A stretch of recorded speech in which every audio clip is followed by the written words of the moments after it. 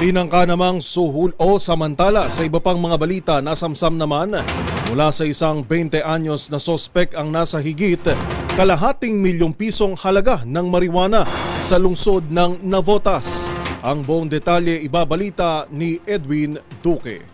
Nahulog sa kamay ng Navotas Police ang lalaking may dalang dahon ng pinatuyong dahon ng marijuana na nagkakalaga ng 558,600 pesos.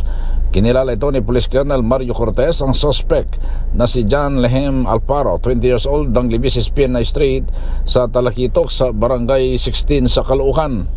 Sinabi ng opisyal na may mga impormasyon ang SDEU kaugnay nga sa illegal na aktibidad ng suspect na umaabot hanggang nabutas yung illegal na transaksyon. Kaya nagkasana ng bypass operation ang mga tauhan ng nabutas kagabi na umabot hanggang kaninang madaling araw ang transaksyon. Matapos ang bypass operation sa Tangigi Street sa BBS Dagat-Dagatan, nasamsam kay Alparo ang 4,655 gramo na may halagang mahigit kalating milyong piso. Lumalabas sa tala ng PDEA at PNP na wala pa sa kanilang tala na drug watch list ang suspect, pero sa laki ng inilalakong droga ay nakatakdang sampan ito ng kasong paglabag sa Republic Act 9165. Para sa MBC TV Network News, ako si Edwin Duque, nagulat sa DZRH, una sa Pilipinas, una sa Pilipino.